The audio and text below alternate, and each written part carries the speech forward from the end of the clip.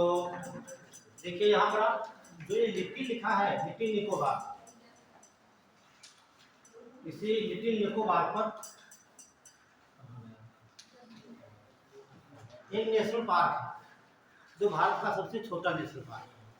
दो नेशनल याद रखना, भारत का सबसे बड़ा नेशनल पार्क और छोटा। तो क्या बोलते हैं उसे है south button, south button national park, national park.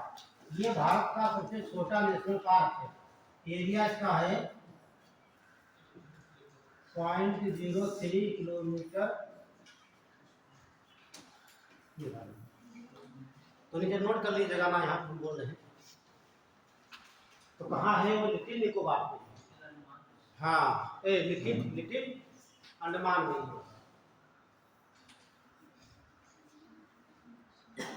तो south button national park little Bharat का सबसे छोटा नेशनल पार्क,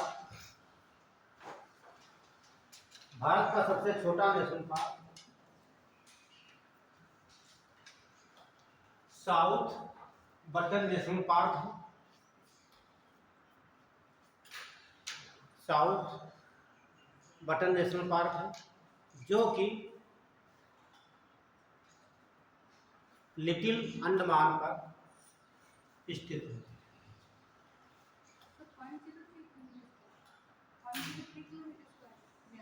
0.03 लिखा है इसका 0.03 किलोमीटर स्क्वायर। लिटिल अंडमान, ठीक है। ये एरिया लिखो या ना लिखो, लिखी ध्यान रखना, सबसे स्मॉलेस्ट यही है। तो भारत का सबसे छोटा national park south button national park है जो कि लिटिल अंडमान द्वीप पर स्थित है। ये सबसे छोटा और बड़ा कौन सा है? उत्तराखंड में तो नहीं है। आपका आंसर सही है मिस। हाँ, उत्तराखंड और जम्मू कश्मीर में। ठीक है। तो सबसे छोटा आपको पता चल गया, बड़ा पता चल गया जम्मू कश्मीर में हेवेस नेशनल पार्क है। फिर आगे बढ़ते हैं। देखिए अंडमान निकोबार की जनजातियां, जनजातियां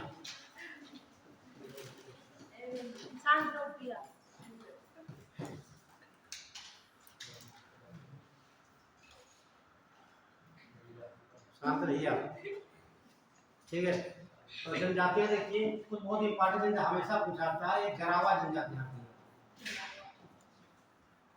जरावा अनुसूचित जनजाति। ठीक।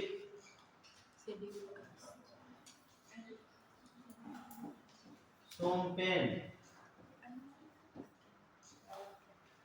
और बताइए आप लोग सेंटिनल,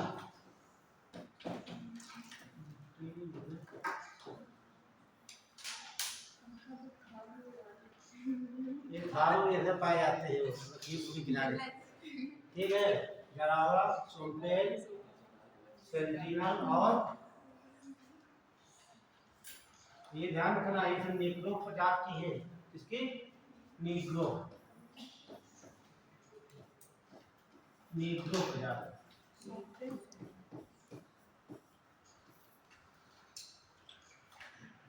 ध्यान दें, जरावा, सोमपेन, सेंटिनल और एक और है ओरंग।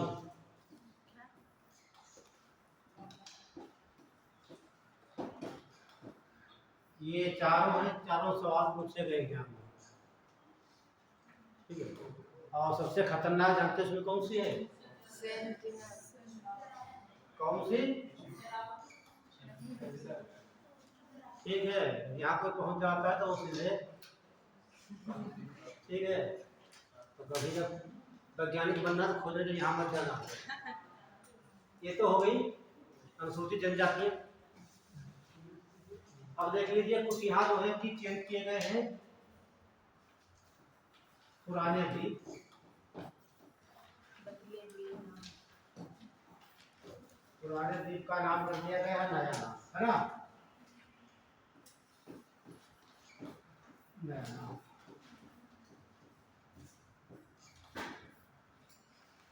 तो पुराना चीज है आपका पोर्ट ब्लेयर था,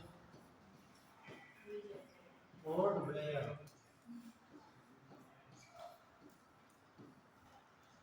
क्या कर दिया गया है, इसे बोलेंगे हम विजयपुरम।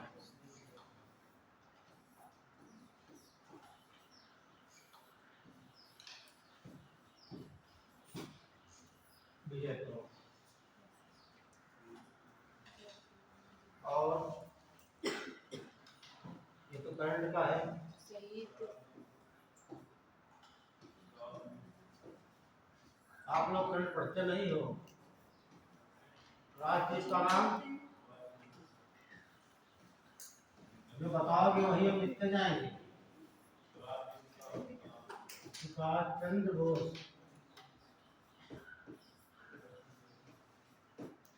बोस द्वीप कर दिया गया है। और एक आपका है नील द्वीप, क्या बोलेंगे इसे, बोलते रहिए, शहीद द्वीप। आवाज आ नहीं रही पीछे से, अच्छा लिख रहे हो, वेरी गुड। वो तो सर समझ रहे हैं ना। हेमलाक, हाँ ये वाला ग्रुप और हेमलाक द्वीप क्या बोलेंगे, स्वराज द्वीप।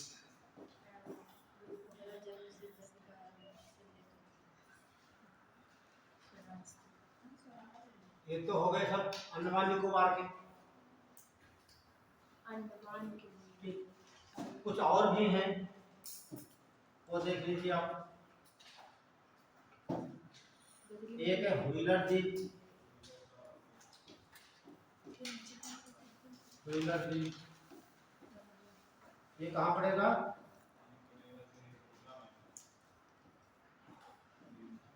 उड़ीसा में। और इसका नाम क्या दिया गया है,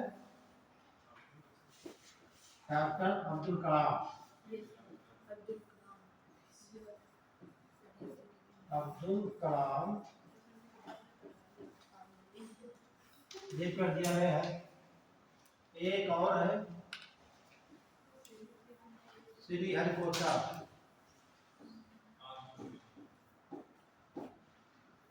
ये कहाँ पड़ेगा, आंध्रा में। नाम सतीश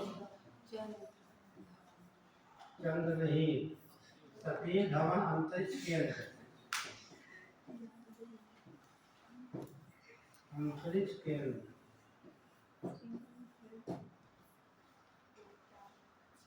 ये तो इतने द्वीपों के नाम चेंज किए गए हैं। कहीं ना कहीं आपको सामना करना पड़ेगा।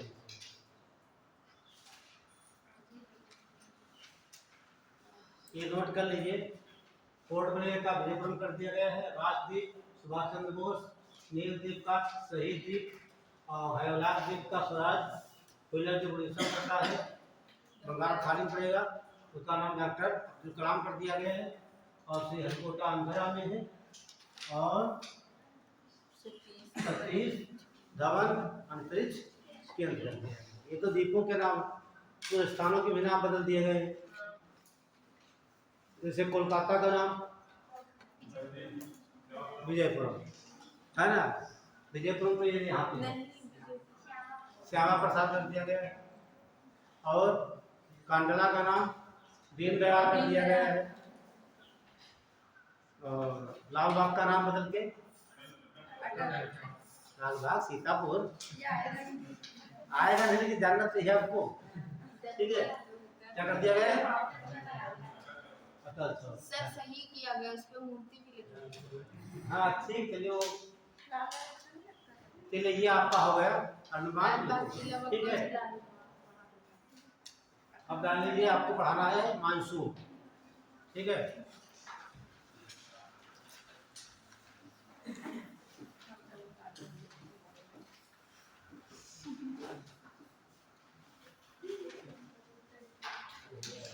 और देखिए तूफानी द्वीप भी है अरब सागर में। तो सुन लीजिए, अरब सागर की बात करें तो ठीक है, जैसे यहाँ देखते हैं अलिया बेट है, खलिया बेट है, और यहाँ पर वेलिंगटन द्वीप है, यहाँ पर एलिफेंटा द्वीप है, ये भी द्वीप सब है। ठीक है, तो यहाँ पर पड़ता व्हीलर द्वीप है ये, और यहाँ पर आप देखते हैं ये पुलिकट झील है, ये पुलिकट झील कौन झील है? पुलिकट झील में द्वीप है, इसे बोलते हैं अरकोटा। ये बनाना ही आपको है, लोकेशन देखिए, और बहुत से द्वीप यहाँ पाए जाते हैं। तो ये एलिफेंटा द्वीप है, एलिफेंटा, हाँ ये द्वीप है। ठीक है, और ये वेलिंगटन द्वीप है, वेलिंगटन।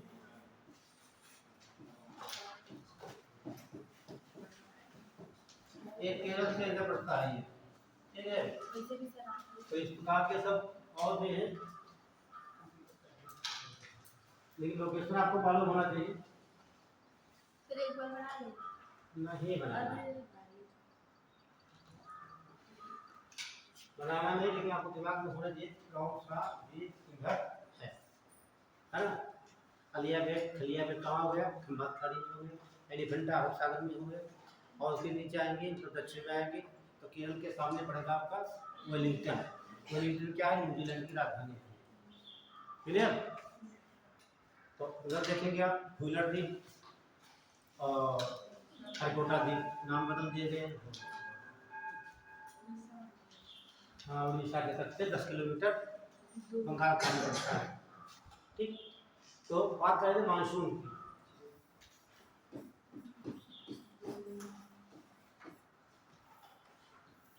मानसून जो है तो आज कुछ आज हो जाएगा, बाकी जितना बचेगा उतना हम कल करेंगे। कोशिश करेंगे आज ही हो जाए, लेकिन आज तो नहीं हो पाएगा। तो पहला बनता है मानसून कहते किससे हैं? बच्चा बताइए, मानसून किससे कहेंगे? जलवायु परिवर्तन। अच्छा, आपके पास मान लेते हैं, आपने कहा जलवायु परिवर्तन, है ना।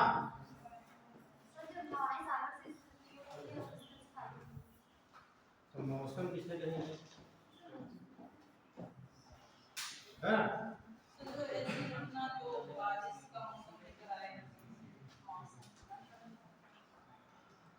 मानसून, है ना, किसे कहेंगे? हाँ बताइए, कोई बोल रहा था कि हवाएं चलती है इधर से उधर 6 बार। हाँ वही सही है, ठीक है। हाँ, मानसून तो एक होता है आपका ग्रीष्मकालीन मानसून होगा, एक शीतकालीन, दो ही तो मानसून होते हैं। तो आपको बताया है मानसूनी पवनें क्या पहचान होती है, इनकी जो दिशाएं होती हैं साल में 2 बदलती है। 6 महीने सागर से उत्तर की ओर और 6 महीने होती है। ऐसी होगा बोलेंगे किसी आधा मानसून दो प्रकार का होता है, शीतकालीन और ग्रीष्मकालीन। तो भारत में वर्षा होती है शीतकालीन होती है कि ग्रीष्मकालीन? शीतकालीन वर्षा, जाड़ा बरसता है, गर्मी में बरसता है।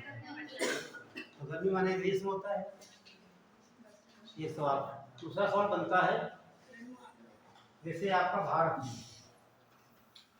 जरा यहाँ पर सोच समझ के आंसर देना, किसी की नकल नहीं करना, है ना। नकल करोगे तो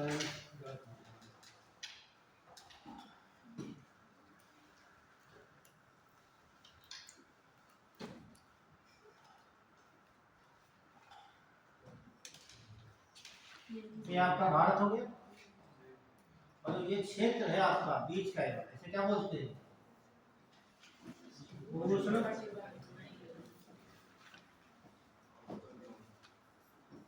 कटिबंधीय क्षेत्र कहलाता है। ठीक, यदि यहाँ जो वायु चले तो बोल सकते हैं उष्णकटिबंधीय मानसून कह सकते हैं, है ना? क्या बोलेंगे? उष्णकटिबंधीय मानसून भी कहा जा सकता है। लेकिन इसके बाद जो क्षेत्र ऊपर वाला है, ये वाला, इसे कहते हैं उपोष्ण, है ना? उपोष्ण कटिबंधीय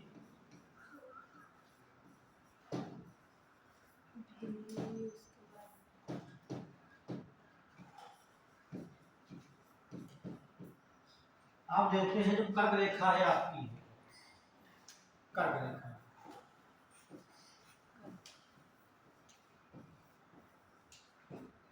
भारत को दो भाग डिवाइड करती है, आधा भाग दक्षिण की ओर, आधा उत्तर की ओर। जब मानसून पढ़ते हैं तो कहते हैं भारत की मानसून उपोष्ण कटिबंधीय है या उष्णकटिबंधीय है? हाँ, इन्होंने बताया दोनों है। कोई बच्चे सहमत होंगे कि कहते हैं उष्णकटिबंधीय मानसून है ना, भारत में मानसून आता कैसा है? उष्णकटिबंधीय मानसून है। लेकिन आधा भाग तो हमारा उपोष्ण में है, तो उपोष्ण कटिबंधीय क्षेत्र क्यों नहीं कहते हैं?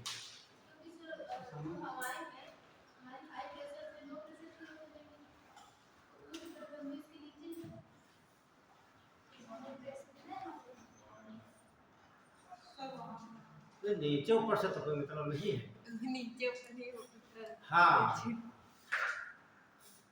तो अभी समझ जाओगे, समझो। अच्छा बताइए, जो मानसून को तुम्हारा जो है कि जो कर्क रेखा है, ठीक है, जो मानसून आते ही निर्धारण करती कर्क रेखा, है ना? क्योंकि जब सूर्य कर्क रेखा पे आता है तो इसका यहाँ पे होगा नहीं होगा? कब होता है? 21 जून को होता है। तभी लाइन पर टेम्परेचर ज्यादा होता है। तो टेम्परेचर यहाँ पर ज्यादा होगा तो वायु गर्म होगी, गर्म होकर आसमान में चली जाएगी, तो बहुत बड़ी पूरी बेल्ट खाली हो जाती है। इसको भरने के लिए तो हवाएं करती है कहाँ से? सागर से ईस्टर्न की ओर करती है, ठीक, क्योंकि क्षेत्र कैसा है? उष्णकटिबंधीय है, तो इसे बोलते हैं उष्णकटिबंधीय मानसून कहा जाता है। लेकिन आधे भाग में उपोष्णकटिबंधीय है, और ये मानसून तो आएगा, इधर तो हवा नहीं आएगी, ये आपका हिमालय हो जाता है यहाँ पर आपका।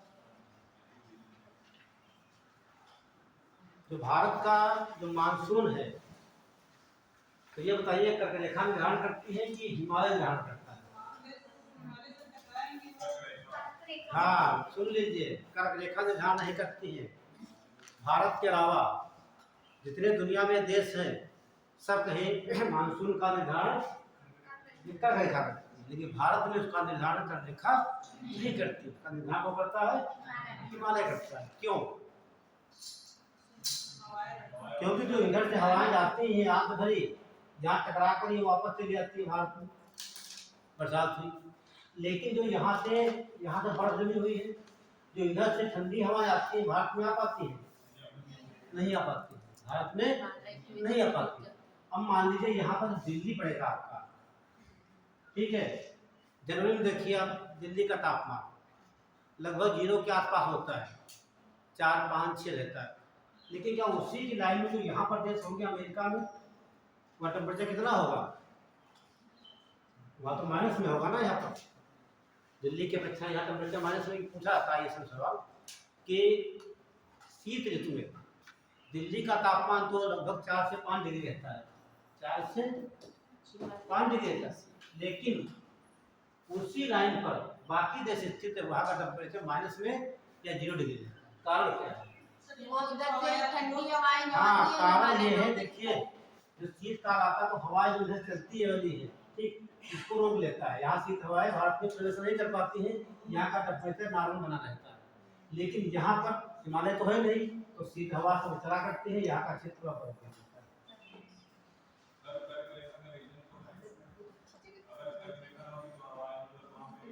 अच्छा सुन लीजिए, यदि आपका हिमालय ना होता, ये क्यों नहीं सोचते? तो भारत देश है। हिमालय ना होता तो हवा कहाँ चलती, या टकराकर कहाँ निकल जाती, चीन तरफ निकल जाती। और वहीं पर वर्षा हो जाती। ठीक है, बरसात कहाँ पर, चीन में होती है। लेकिन जो यहाँ पर बर्फ जमी हुई हवाएं चलती है, कहाँ तक, ये यहाँ तक जमा दे सके। आपका क्षेत्रीय टेम्परेचर क्या हो जाता है पर? अभी तो बर्फ जम्मू कश्मीर तक यहाँ पे है, बाद में यहाँ तक उत्तर प्रदेश में यहाँ तक तो बर्फ जम जाती है। तो जितनी शीत लहरें आती हैं, हिमालय उसको रोक लेता है। तो इसलिए कहा जाता है भारत का जो है कि मानसून का निर्धारण हिमालय करता है, ना कि करता है। भारत को अलावा इतने विश्व के देश उसका निर्धारण व्याख्या के द्वारा किया जाता है। क्लियर? तो ये बात ध्यान रखिए अपना। तो इसीलिए कहा जाता है तो भारत का जो मानसून कैसा है वो संबंधी मानसून, ठीक, इसका नाम नहीं लिया जाता है। तो नोट कर लीजिए एक दो लाइन। तो देखिए मानसून एक अरबी शब्द है, अरबी शब्द है।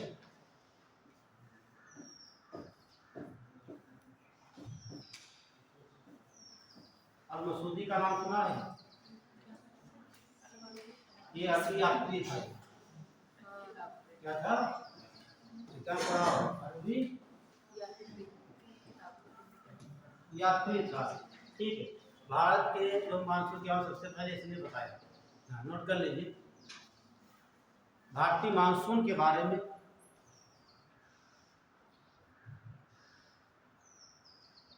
सर्वप्रथम अरबी यात्री अल मसूदी ने बताया था।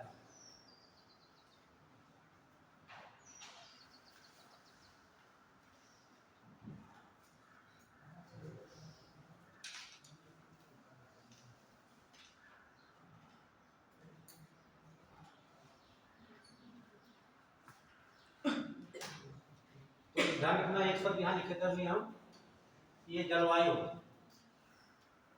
तो जलवायु का मतलब होता है जब लंबे समय में एक परिवर्तन होता है। ठीक है, बहुत लंबे समय में, लगभग 35 साल माना जाता है ना, 35 साल इतना माना जाता है। यहाँ पर कोई परिवर्तन होता है तो बोलते हैं जलवायु परिवर्तन। लेकिन क्षणिक समय में, 1 घंटे में, 2 घंटे में, 1 दिन में, ठीक, जो मौसम बदलता है उसे क्या बोलते हैं? हाँ, जो परिवर्तन होता है उसे मौसम कहा जाता है।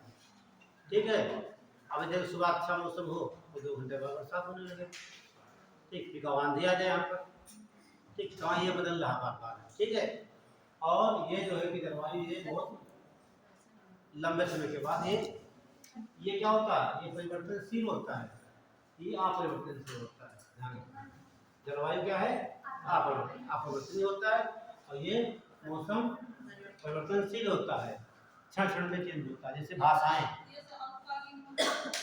हाँ, ये जो ये दीर्घकालीन या अल्पकालीन, ठीक, क्षण क्षण क्या हो गया है ना, जैसे यहाँ हरदोई जाइए भाषा चेंज हो जाती है ना, इधर जाइए उत्तराखंड जाइए, हर डिस्ट्रिक्ट चेंज मिलती है। नहीं, ऋतुएं जो होती है वो तो डिपेंड करता है पृथ्वी का जो कि सूर्य का परिक्रमण, ठीक, उसे भी परिवर्तन होता है।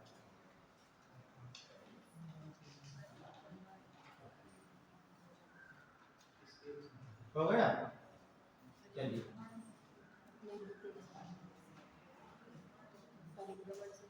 तो नोट करिए, भारत में उष्णकटिबंधीय मानसून, भारत में उष्णकटिबंधीय मानसून पाया जाता है।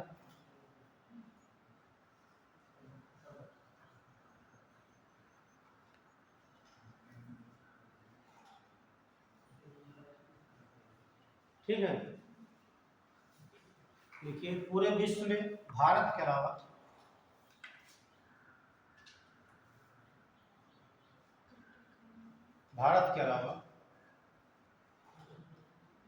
मानसून का निर्धारण कर्क रेखा करती है।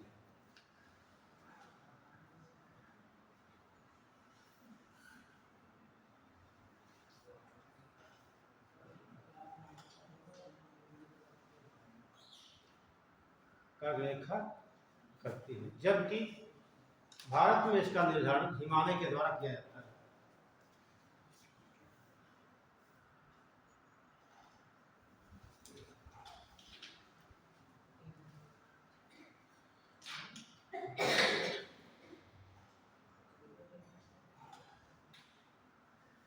तो जो मानसून आपका है,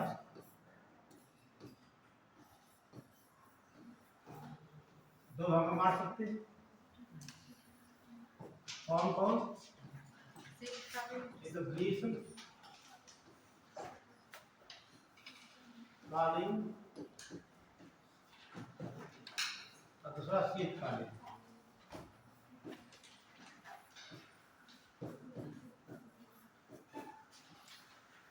जो ग्रीष्मकालीन होता है, ये कौन सा मानसून होता है? दक्षिण पश्चिम मानसून। ध्यान रखना, जो भारत में गर्मियों में बरसात होती है किस मानसून के द्वारा? दक्षिण पश्चिम मानसून के द्वारा। इसकी दो शाखाएं हैं, एक शाखा अरब सागर की शाखा,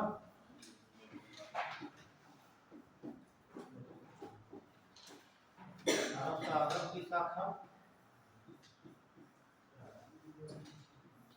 दूसरी होती बंगाल की खाड़ी, बंगाल की खाड़ी की शाखा।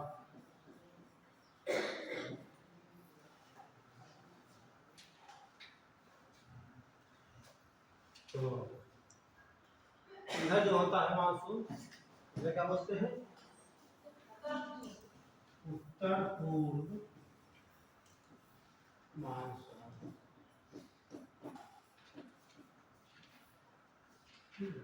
उत्तर पूर्व मानसून। जो शीतकाल में बरसात होती है भारत में शीत ऋतु में, तो किस मानसून के द्वारा? उत्तर पूर्व मानसून से। कहाँ पर होती है? ठीक है, पूर्वी तट पर, तमिलनाडु के कोरोमंडल तक। ये सवाल कई बार पूछा गया एग्जाम में। ठीक है,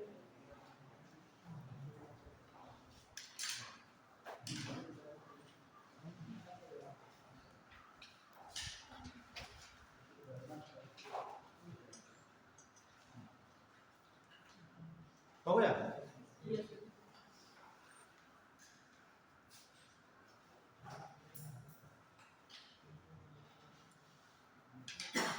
अब पहले पढ़ लेंगे हम मानसून उत्पत्ति के सिद्धांत, मानसून उत्पत्ति कैसे होता है ना? कैसे होता है, क्यों होता है, कहाँ से होगा और कब। ठीक, इतने प्रश्नों के उत्तर आपको यहाँ मिल जाएंगे। बनाइए ये।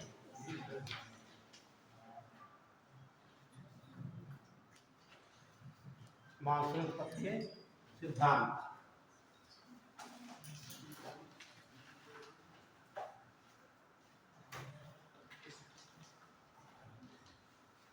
बड़े बना लिया? डाल लीजिए मानसून उत्पत्ति के सिद्धांत।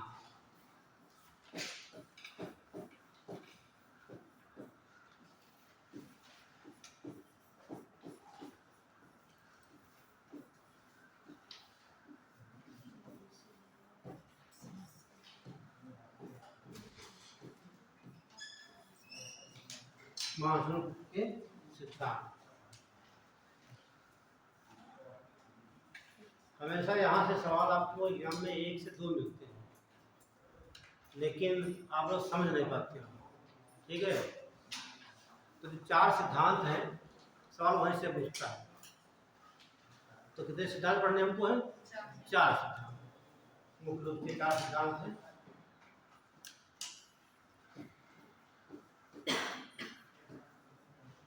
तापीय सिद्धांत,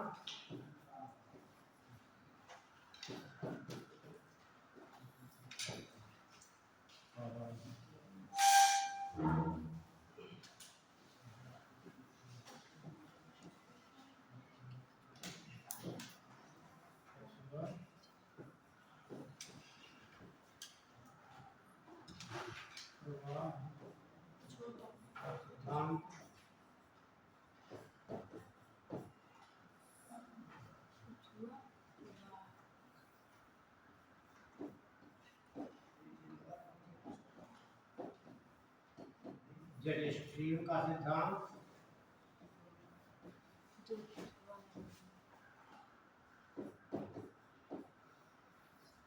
और चौथा एल नीनो।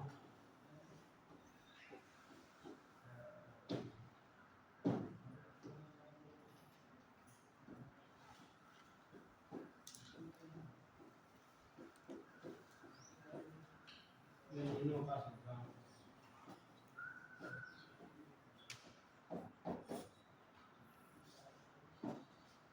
तो ये सिद्धांत किसने दिया है?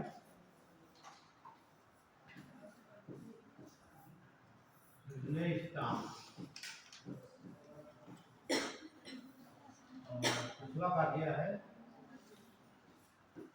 फ्लोर ने दिया, वैज्ञानिकों के नाम है, ये दिया कोटेश्वरम।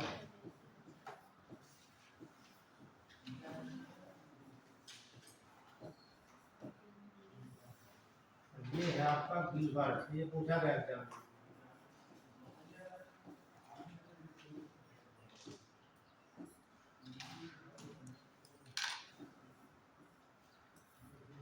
ये चार सिद्धांत डाल लीजिए और वैज्ञानिकों के नाम है डडले, स्टाम, फ्लोर, कोटेश्वरम और गिलबर्ट। यूपीएससी मैच करने को पूछ लेता है यहाँ से है कौन सा सिद्धांत किसने दिया। ये पूछेगा मैच करने को, गलत पूछता है या सही पूछता है।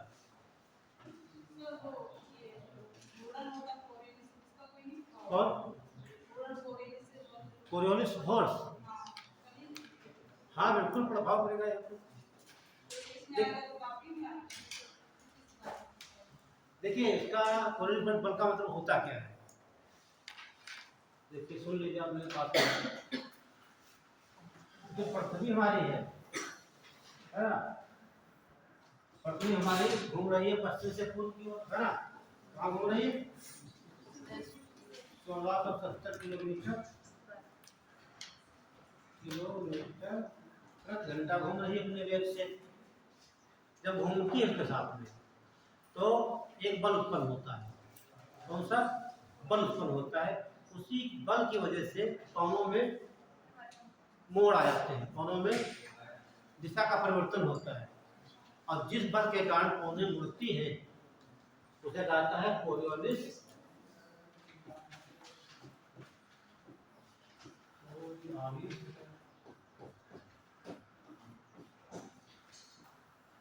बल कह दिया। तो यहाँ कोरियोलिस शब्द लिखा है इतना, ये वैज्ञानिक का नाम। इन्होंने सबसे पहले कोरियोलिस बल के बारे में बताया, तो इसलिए बोला गया कोरियोलिस बल कह दिया। जो कोनों की दिशा में परिवर्तन होता है पृथ्वी पर है, तो एक बल के द्वारा, कौन सा बल? कोरियोलिस बल। यह है क्या? एक आभासी बल है। उत्पन्न कब होता है? जब पृथ्वी अपनी धुरी पर पश्चिम से पूर्व घूमती है तो बल उत्पन्न होता है। इस बल की वजह से कोने की दिशा जहाँ चलना स्टार्ट करती है वहां से मुड़ जाती है। इन्होंने सिद्ध किया, लेकिन बताया, लेकिन किधर मुड़ती है ये नहीं बताया। ये बताया फेरल ने। क्या बताया? फेरल ने बताया। ठीक है, एक पृथ्वी के द्वारा बल उत्पन्न होता है, उस बल के द्वारा कोने जो है उत्तरी गोलार्ध में अपने मूल स्थान से दाहिनी ओर मुड़ जाती है और दक्षिणी गोलार्ध में बाईं ओर। ठीक, ध्यान रखना, ये दायां है, दाईं ओर, बाईं ओर।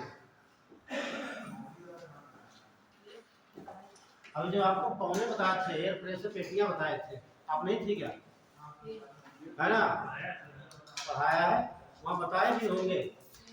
दाहिने दिशा आपको बताए होंगे, 4 सिद्धांत बताए होंगे। एक बताए होंगे पौने देने की high pressure to low pressure, एक बताएंगे कोरियोलिस बताए होंगे, फेरल का नियम, और वाइस बैलेंट का नियम बताए होंगे।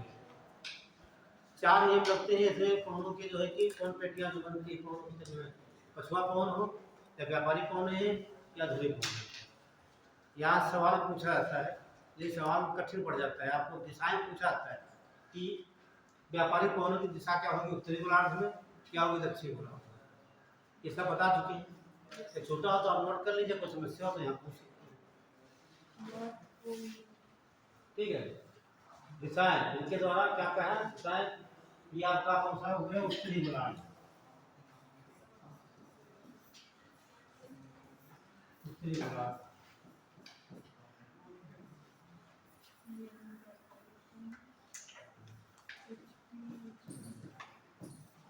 उत्तरी गोलार्ध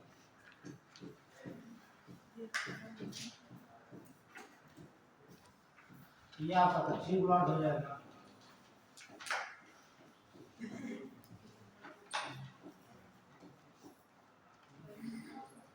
दक्षिण गोलार्ध में पवन कहाँ होते हैं अपनी दिशा से बाईं ओर, उत्तरी गोलार्ध में अपनी दिशा से दाईं ओर मुड़ जाते हैं। ये कठिन पूछता है यूपीएससी। ठीक है, ऐसे पूछेगा उत्तरी गोलार्ध में पवनें ठीक अपने मूल बिंदु से बाईं ओर मुड़ जाती है। हाँ ठीक है, ये पूछेगा दक्षिण गोलार्ध में पवनें अपने मूल बिंदु से दाहिनी ओर मुड़ जाती है। तो कथन ए बी दोनों गलत है कि दोनों सही है?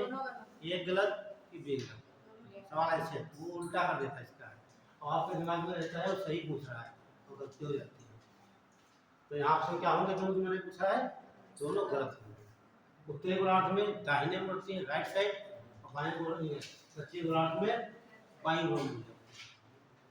क्यों मुड़ती है? पृथ्वी के घूर्णन के द्वारा। कौन मोड़ता है? कोरियस बल मोड़ता है। ये एक अफ्रीका का आभासी बल है। ये फ्रांस के वैज्ञानिक हैं। कहाँ के हैं? फ्रांस के वैज्ञानिक हैं। ठीक, अभी चर्चा भी करेंगे हम, तो पढ़ाएंगे आपको। तो ये डाल लीजिए तापी सिद्धांत। तापी सिद्धांत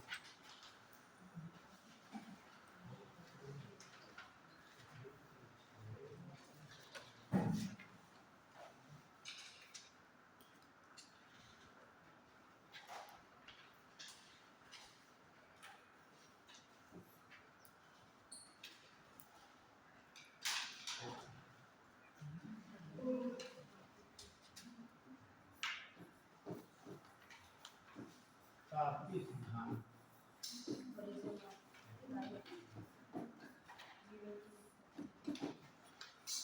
तो एक लाइन नोट करिए पहले। डडले स्टाम्प्स के अनुसार, डडले स्टाम्प के अनुसार मानसून की उत्पत्ति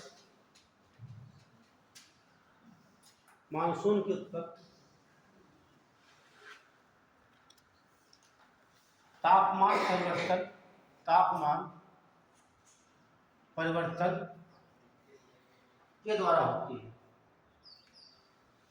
तापमान परिवर्तन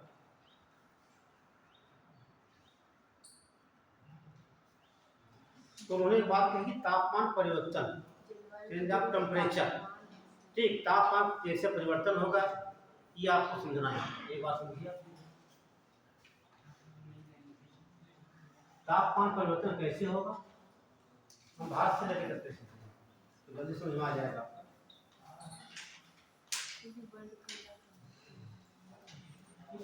ये आपका भारत हो गया, ये कर्णरेखा आपकी है,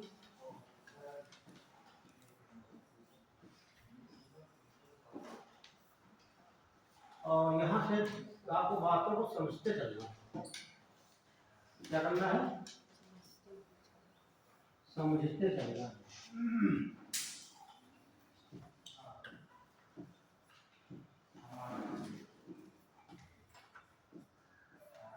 समझते हुए चलना है।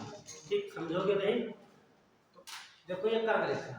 ठीक, आपको पता है मानसून दो प्रकार की, एक तो ग्रीष्मकालीन है, दूसरा शीतकालीन। तो कर्क रेखा पर सूर्य होगा यहाँ पर,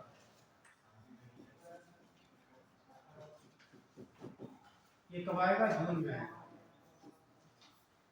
और जून में माह कौन सा होता है, मतलब सीजन, गर्मियाँ होती हैं, तो क्या हो जाएगा? ग्रीष्मकाल हो जाएगा। कहने का मतलब है जून में आएगा तो सूर्य हमारा कर्क रेखा पर होगा, और जब आपका मौसम कैसा होगा? ग्रीष्मकाल। ये बात क्लियर हो गई। आप समझना। और यहाँ पर आपको कोने पहले बता चुके हैं, इस प्रकार से चलती है।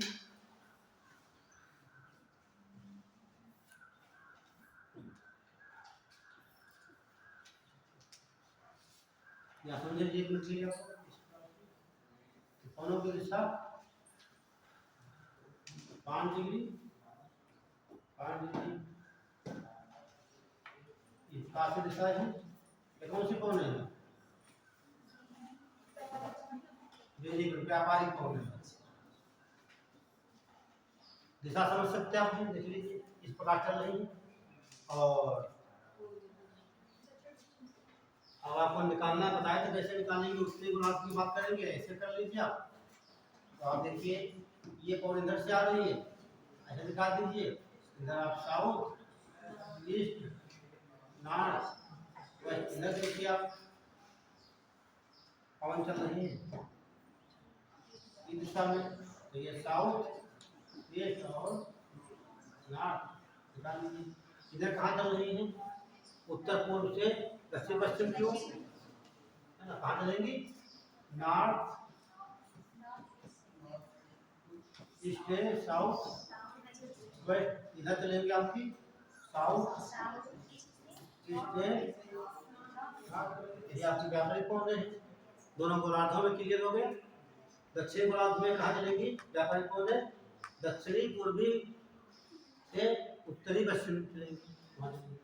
तो ये कहाँ चल रही है? देख लीजिए इस गोलार्ध की बात कर रही है। तो ये चल रही है दक्षिण पश्चिम से, दक्षिण पूर्व से उत्तर पश्चिम में चल रही है। चलिए यहाँ समझ सकते हैं। तो सूर्य यहाँ पर होगा, ये क्षेत्र गर्म हो जाएगा। तो गर्म होकर वायु हल्की हो जाती है, ये अपना स्थान छोड़ के चली जाएगी। तो ये बहुत बड़ा स्थान खाली हो जाएगा। ठीक, उसको भरने के लिए सीधे हवा कहाँ चलेंगी? तो यहाँ हवाएं देख रहे हैं, ठीक है। ये कौन सा है आपका? दक्षिणी गोलार्ध है, जो हवाएं आएंगी ठीक इधर। तो इनकी दिशा इस प्रकार से हो जाती है,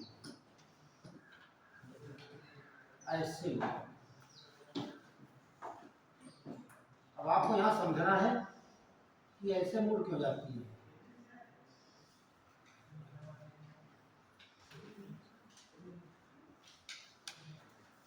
जबकि होना कैसे चाहिए? से जैसे हवाएं दक्षिण गोलार्ध से आएंगी उत्तरी गोलार्ध में, ठीक है। अब ध्यान समझिए आप यहाँ पर इस डायग्राम में, ये कौन किधर जाएगी?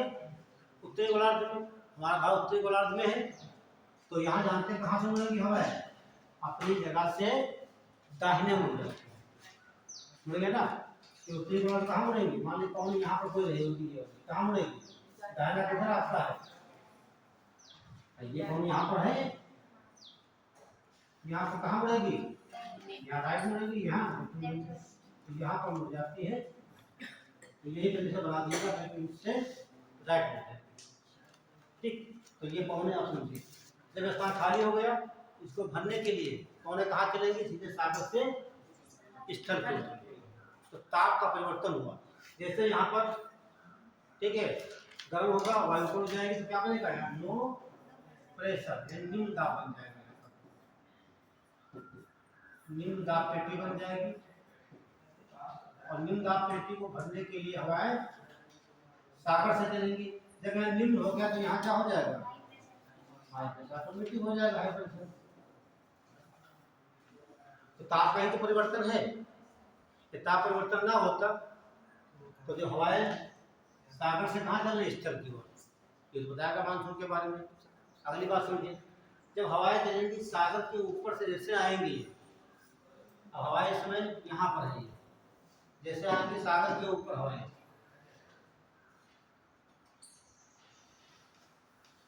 कोई भी हवा कैसी भी है, शुष्क है और गर्म है, जैसे सागर के ऊपर आती है तो सागर की आर्द्रता उसे शोषित कर लेती है।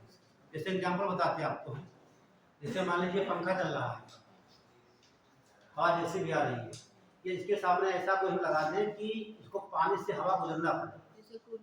जैसे कूलर आप देखते हैं, तो कूलर में क्या होता है? पंखा चल रहा होता है, ठीक, आगे उसको पानी से गिराया जाता है, ठीक, ताकि जो हवा है पानी से होकर गुजरे, ठीक। जब पानी से गुजरेगी हवा पहले हवा गर्म होती है, पानी से गुजरेगी, पानी की आर्द्रता को अवशोषित कर लेती है, जब बाहर आपके पास आती है तो आपको अनुभव होता है ये हवा ठंडी है, ठीक है। और ज़्यादा वाष्प हो जाती है तो क्या है, आप भीग जाते हैं, ठीक है। डिपेंड करता है आर्द्रता कितनी उस हवा में। तो यहाँ सागर के ऊपर एक कौन पहुँचती है, यहाँ की आर्द्रता अवशोषित कर लेती है और सीधे जहाँ जहाँ जाती है वहाँ बरसात करती जाती है। अब डिपेंड करता है बरसात कहाँ करे, है ना, कि पश्चिमी घाट करेगी कि पूर्वी करेगी।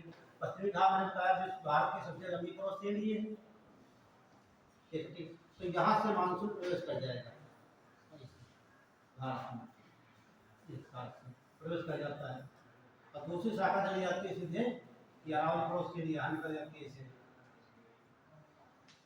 अब ये पूछा जाता है जो अरब सागर से मानसून उठता है तो कब बरसात पश्चिमी तट पर यहाँ पर होगी। देखिए यहाँ टकरा तो यहाँ तो बरसात हो गई, लेकिन इसका तो पीछे वाला ये मान लीजिए पर्वत को आता है तो यहाँ बरसात नहीं होती, आता है वृष्टि छाया क्षेत्र के अंतर्गत।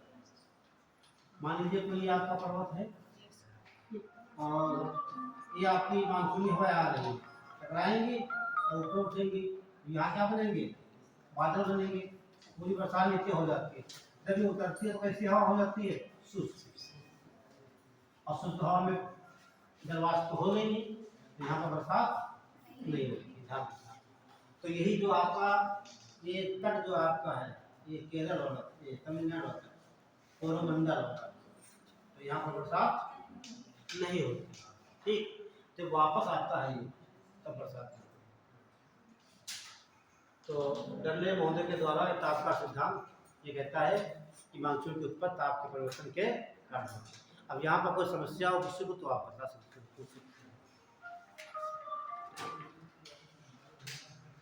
और जो हवाएं उड़ रही हैं दाहिनी तरफ, उसका कारण है कोरियोलिस, ठीक है। और ये टेम्परेचर हाई टेम्परेचर यहाँ पे ना हो तो किधर आ रही है, देख रहे हैं आप, ये आ रही है अंदर की तरफ। चलिए नोट करिए तो पॉइंट यहाँ पर।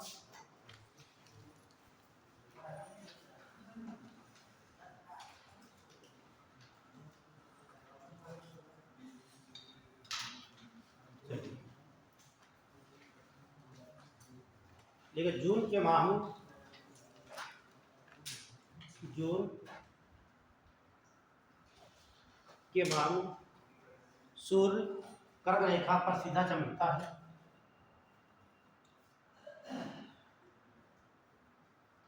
कर्क रेखा पर सीधा चमकता है।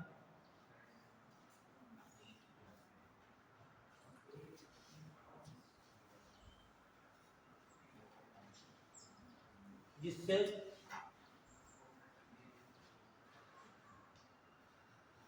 स्थल भाग पर, जिससे स्थल भाग पर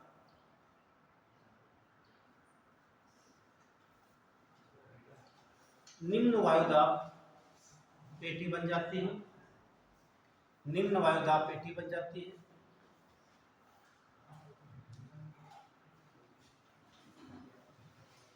निम्न वायुदाब पेटी बन जाती है और इस निम्न वायुदाब पेटी को भरने के लिए, इस निम्न वायुदाब पेटी को भरने के लिए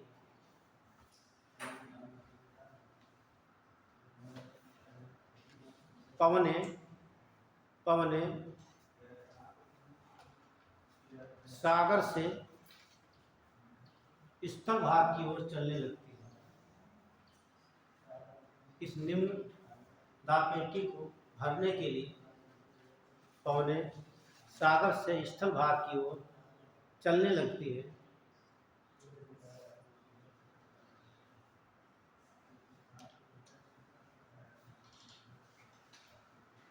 और जब ये पवनें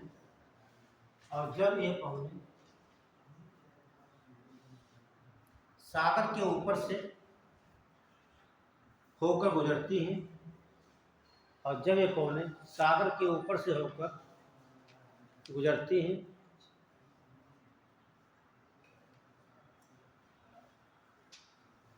तो सागर की आर्द्रता को ग्रहण करती हैं सागर की आर्द्रता को ग्रहण करती है।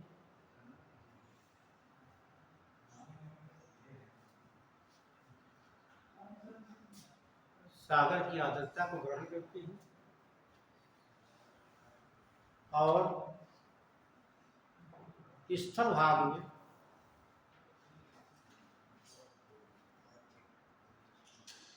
पर्वतों से टकराकर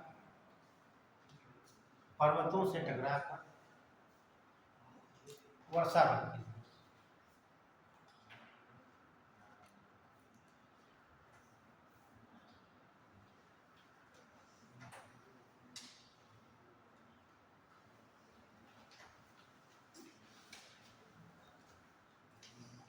अब ध्यान से देखिए, अभी तो मैंने आपको डायग्राम बनाया था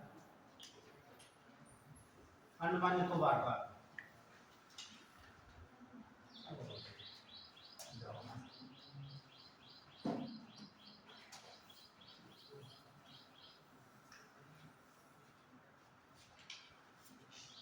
अब जैसे वर्षा होगी सबसे पहले भारत में, ये नीलगिरी आपकी हुई और ये आपका अंडमान निकोबार हो गया,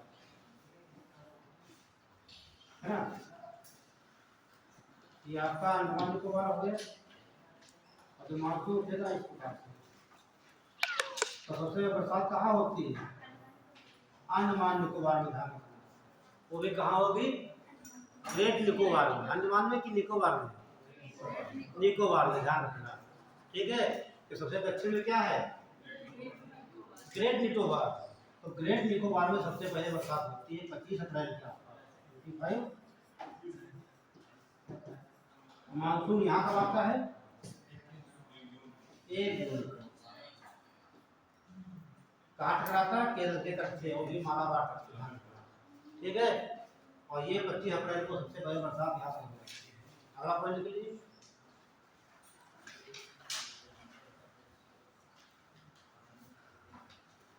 ग्रीष्मकालीन वर्षा।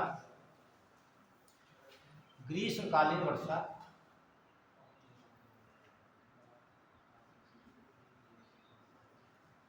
सबसे पहले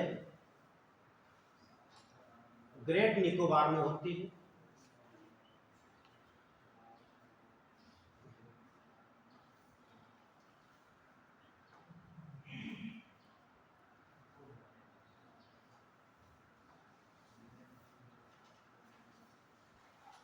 ठीक है। और भारतीय क्षेत्र की बात करेंगे तो केरल नोट कर लीजिए।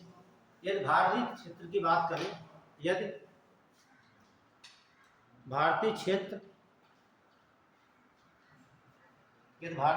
की बात करें,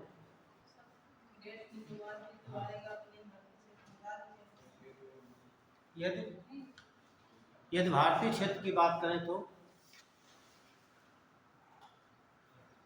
सबसे पहले 1 जून को केरल तट पर वर्षा होती है।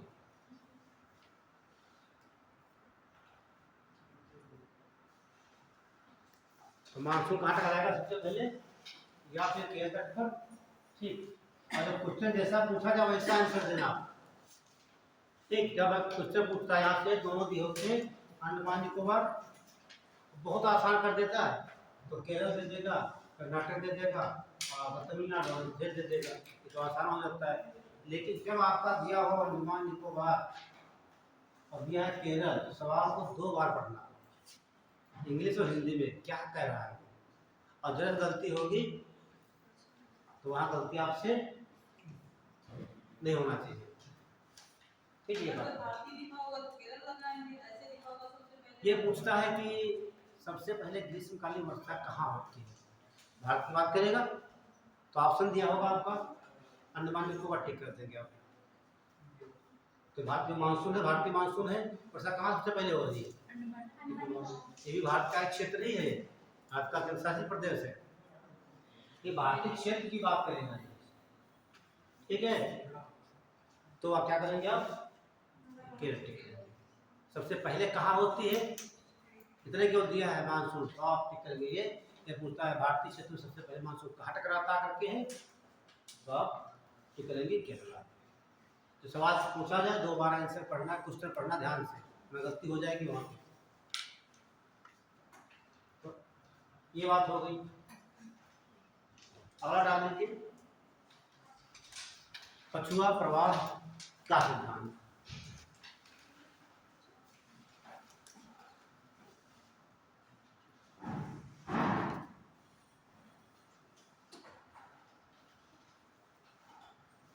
पछुआ पवन का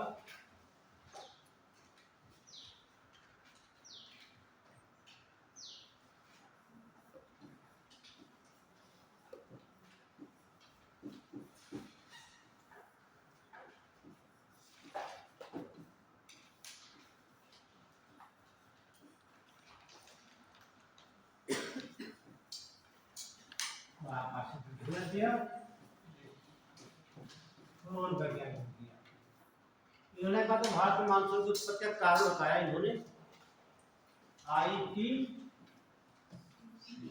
क्या बोलेंगे, इंटर ट्रॉपिकल कन्वर्जन जोन कहेंगे, हिंदी बोलेंगे अंतर,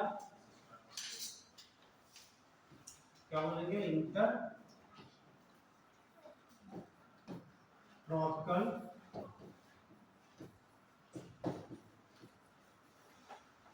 conversion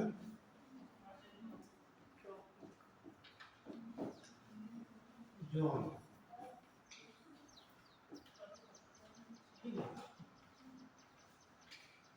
inter tropical conversion zone बोला जाता है, ITCZ। तो आपको ये सब मालूम होना चाहिए ITCZ है क्या। यूपीएससी सवाल यहाँ से पूछता है, पीसीएस में कम पूछाता है, लेकिन आइए सवाल यहाँ से अक्सर पूछता है। तो एक लाइन नोट करिए, फ्लोन महोदय के अनुसार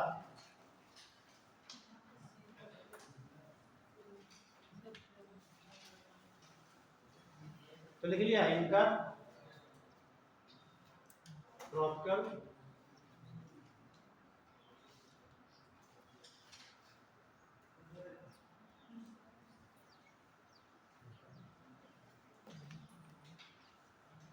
फ्लोन महोदय के अनुसार भारतीय मानसून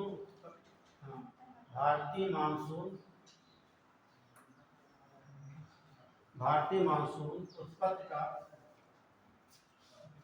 मुख्य कारण ITCZ है, मुख्य कारण ITCZ है।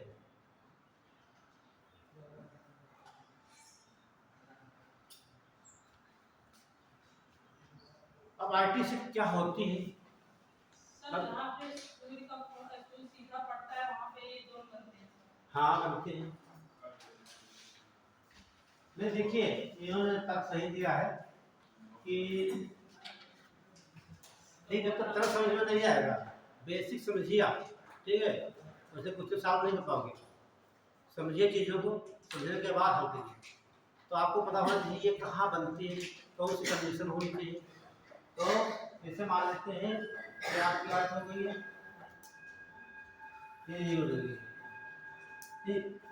और आप जानते हैं सन हमेशा नंबर चमकता इस पर है, जब प्रकाश ज़्यादा यहाँ पर होगा, ठीक, इसी को मान लेते हैं, जब प्रकाश ज़्यादा होगा, ये आपका क्षेत्र हो गया, ये हमेशा उनका लो प्रेशर रहता है ना, क्या रहेगा, ये आपका लो प्रेशर बेल्ट होती है। तो जब प्रकाश यहाँ पर ज़्यादा मात्रा में पड़ेगा तो वायु यहाँ की गर्म होकर ऊपर चली जाएगी, ये स्थान खाली हो जाएगा। जब खाली हो जाएगा तो भरने के लिए हवा चलेंगी दोनों गोलार्धों से, इधर से भी हवाएं आएंगी और इधर से भी हवाएं आएंगी। अब सूर्य जैसे जैसे बढ़ेगा इधर इस तरफ, अब सूर्य यहाँ पर होगा तो यहाँ क्या बनेगा, लो प्रेशर, ठीक है, जहाँ जहाँ लो प्रेशर बेल्ट बनेगी वहाँ बनेगा ITCZ। पहले का मतलब जैसे सूर्य जाएगा उत्तरायण तो ITCZ उत्तर की जाएगी, अब यहाँ सूर्य जाएगा दक्षिणायन तो ITCZ क्या होगा, दक्षिण जिधर जाएगी उसके वो सामने, जैसे पृथ्वी एक गोल आपकी है सन तो यहाँ पर है, ठीक। जहाँ जहाँ पर सन जाएगा वहीं पर आपकी ये आईटी से जेट बनती रहेगी। और जब वहाँ पर लो प्रेशर बनेगा, ठीक, क्या बनेगा, लो प्रेशर, तो कहीं पर हाई प्रेशर बना होगा, और लो प्रेशर बनने के लिए हवाएं कहाँ चलेंगी, हाई प्रेशर से लो प्रेशर। क्लियर हुआ ना? जैसे मैंने लो प्रेशर बन गया तो हवा कहाँ चलेंगी, यहाँ, और फिर यहाँ पर आ गया लो प्रेशर बन गया तो हवा यहाँ चलेगी दोनों तरफ से यहाँ। तो भारत के संदर्भ में देख लीजिए, समझ लीजिए आप, समझने की कोशिश करिए, ज्यादा मत करना।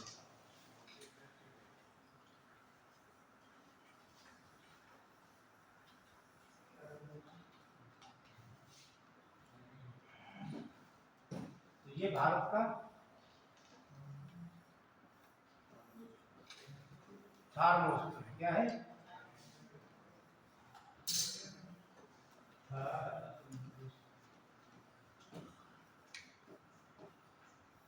अच्छा मौसम इसे कहेंगे हम लोग।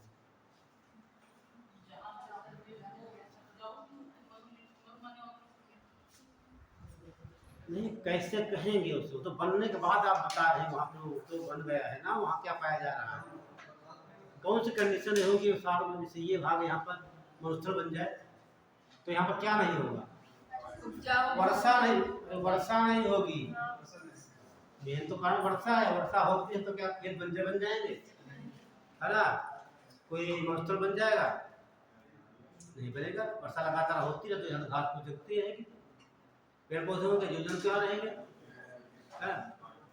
ये तो वर्षा हो रही लगातार है तो वहाँ पर मरुस्थल कभी नहीं बनेगा, कैसा भी क्षेत्र हो। तो मेन कारण वर्षा यहाँ पर नहीं होती। कारण क्या है, अरावली का है ना, तो यहाँ से मानसून जाता है सागर से टकरा के हिंदू मुड़ जाता है, ठीक है। लेकिन पूछा जाता है जो राजस्थान में वर्षा होती है किस मानसून से होती है, अरब सागर की शाखा से होती है कि बंगाल की खाड़ी से होती है, ठीक, ध्यान रखना, बंगाल की खाड़ी से ऐसे जाकर हिमालय से, ऐसे हिमालय आपका हो गया, ठीक, इससे टकरा कर ऐसे बरसात होती है, इसलिए इसे पुरवैया कहा जाता है। पुरवैया यहाँ हवा कहते हैं, चलते हैं पुरवैया हवा बच्चों, लेकिन वहाँ क्या बोलता है, पुरवैया का मतलब होता है जो ये पूरब से आ रहा है, मानसून आ रहा है, जब बताएंगे आपको दोनों साथों को वहाँ क्लियर हो जाएगा। तो देखिए अब सूर्य जो है मार्च 21 मार्च में इस तरह कहाँ रहेगा, मार्च में सूर्य यहाँ पर है, और अप्रैल में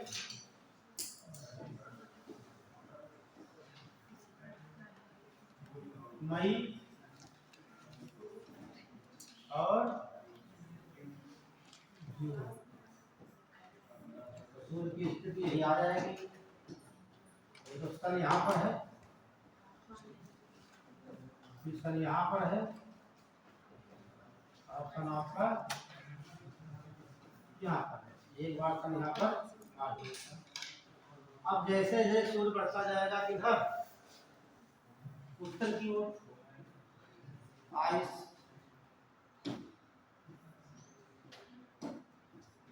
आईपीसीजेड क्या है, वो बढ़ती जाएगी उत्तर की ओर। अब डिपेंड करता है आईपीसीजेड है कि कितनी ऊंचाई तक होगी, कितना ज्यादा क्षेत्र होगा, जितना तापमान ज्यादा होगा उसके प्रभाव उसका ज्यादा होगा। अब यहाँ पर देखते हुए आईपीसीजेड इस प्रकार से है, ये अब यहाँ पर देखेंगे, अब यहाँ पर ऐसे तो समझिए आप,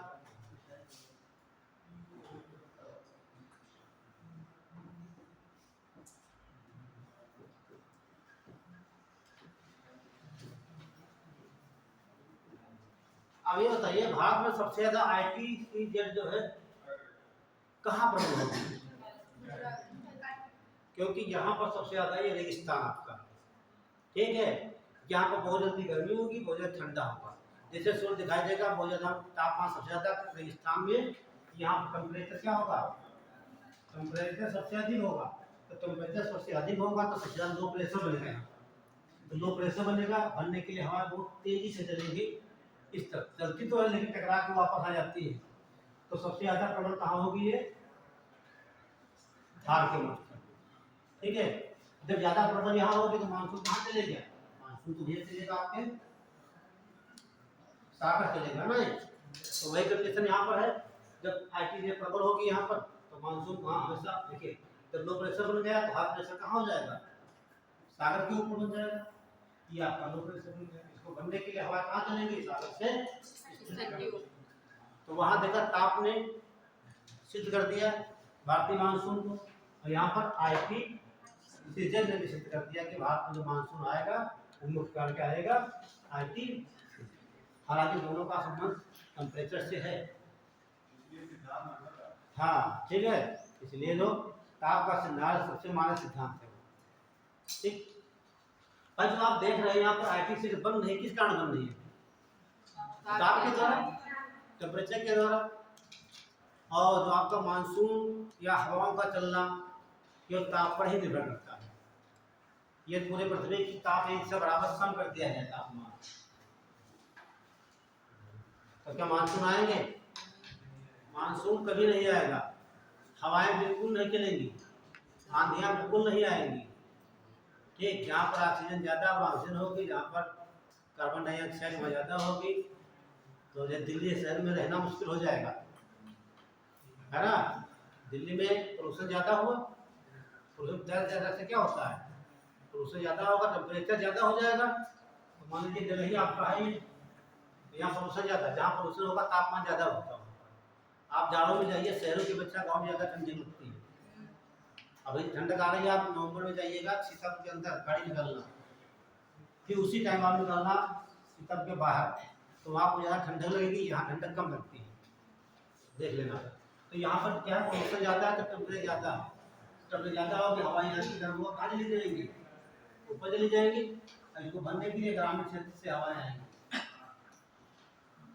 ठीक। और जितने बड़े शहर सब ज़्यादा प्रदूषित वही हो जाएंगे, वहाँ टेम्परेचर बहुत ज़्यादा होगा, क्योंकि टेम्परेचर बराबर हो जाएगा, हवाएं चलेंगी नहीं, समस्या किससे होगी, बड़े बड़े शहर। तो तापमान हालांकि कभी ये संभव नहीं है, जब तक सूर्य है तब तक ये तापमान का वितरण बराबर नहीं रह सकता, ठीक है। तो यहाँ ये दो पॉइंट नोट कर लीजिए आप, चलिए बोले।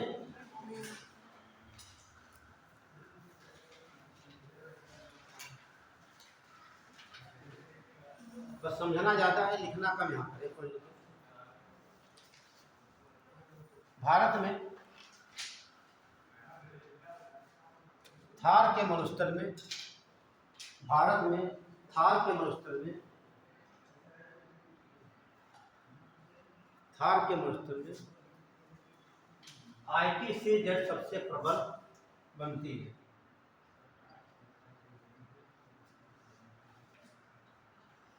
प्रबल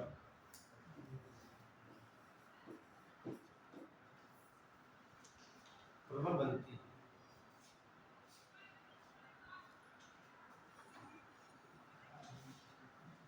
हो गया, अगला पॉइंट लिख लीजिए। तो कौन सा मानसून रहेगा यहाँ से, देखिए दिशा ध्यान रखिए आप लोग, ये कौन सी दिशा है, दक्षिण और पश्चिम ध्यान है ना, दक्षिण और पश्चिम। और लिखिए ITCZ के द्वारा भारत में दक्षिण पश्चिम मानसून की उत्पत्ति होती है, दक्षिण पश्चिम मानसून की उत्पत्ति होती है, ये भी ध्यान रखना कौन से मानसून की।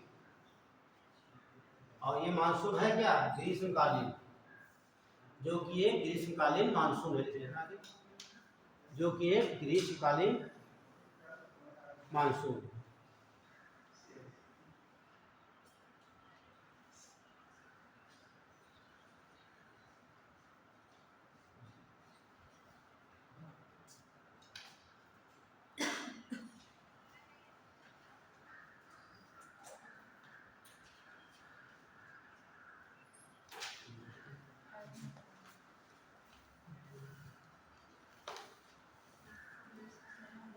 तो दो सिद्धांत आपने देख लिए,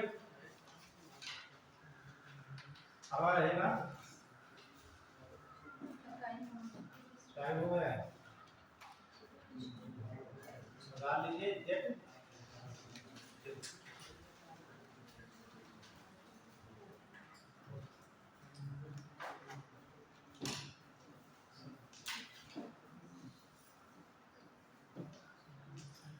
जेट स्ट्रीम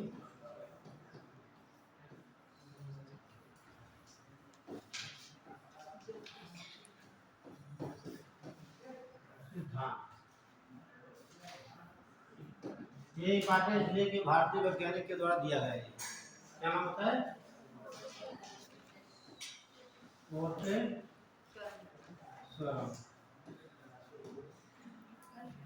ये भारतीय वैज्ञानिक है। सवाल यहाँ से पूछा जाता है कि जेट स्ट्रीम का मानसून कौन सा मानसून होता है, कहाँ से उठते हैं, ठीक है, बरसात कहाँ होती है। ये शायद एक बार में याद आ रहा, बता चुके हम लोग को, हल्का फुल्का है तो मुझे बताए हम, ठीक है। तो ये डाल लीजिए हेडिंग, और जो बचता है कल के लिए बता दें, ये पढ़ेंगे हम। उसके बाद पढ़ेंगे आपका एल नीनो। उसके अलावा जो आपकी एक शाखा और है,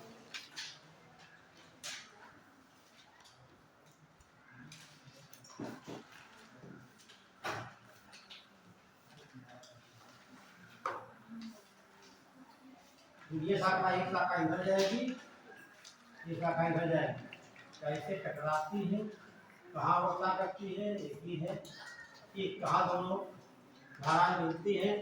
आप देखते हैं यहाँ की अपेक्षा दिल्ली में ज़्यादा बरसात होती है, जबकि दिल्ली यहाँ की अपेक्षा काफ़ी दूर है, ठीक है। इसके बारे में अगली क्लास में हम चर्चा करते हैं। ये तो बंद हो गया क्या?